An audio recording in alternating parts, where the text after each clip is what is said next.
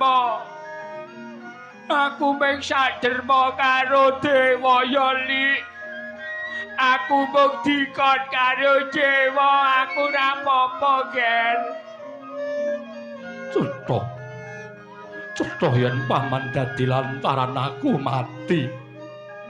Sepira luputku sing gedhe pangapuramu ya, Cuk. Paman, Apa?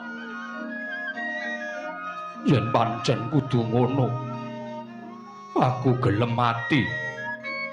Ning aku wis kebacut muni. Piye? Aku gelem mati nanging kudu sampyuh karo Narpati Ngawangga. Ya terus piye? Kuntawijaya danu gawanen mrene. Tancepna ning puserku kene. Sawise mbok tancepake puserku aku gendongen. Aku ncalno supaya bisa nibani Narpati Ngawangga. Matiku ben sampyuh karo Narpati Ngawangga.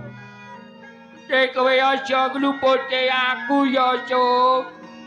Aku ora apa-apa, Cuk. Ora paman. Aku ora bakal ngluputke karo kowe. Kowe aja nyalahke aku. Kowe aja nglerokke aku ya, Cuk. Kowe aja iki gila pusakane. Kene.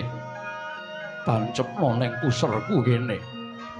Tancepna ning puserku kene. Piye iki? Aku ora mencala kok nancepke. Aku ora mencala, Cuk. Kowe anakku. Aja yari aku ora bakal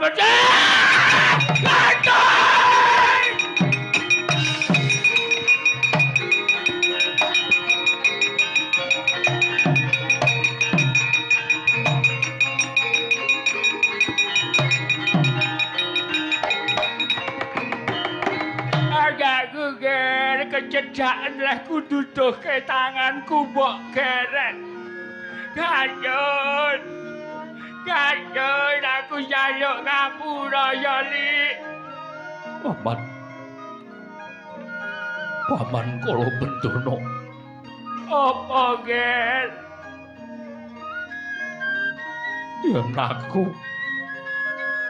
Yen aku wis mati. Yen aku wis mati tenan. Wangsiten paman. Iye. Suwuna ngapura karo Kyayine Jodipati.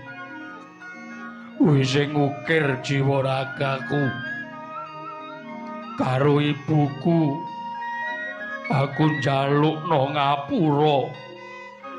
Kae sing gembol aku, paman. Iya, Ger.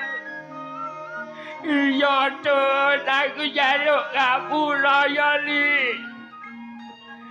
Wis kage. Aku gendongen. Uncalno dimeni bani kretane Narpati Ngawangga. Aku pengen mati sampyuh karo Narpati Ngawangga.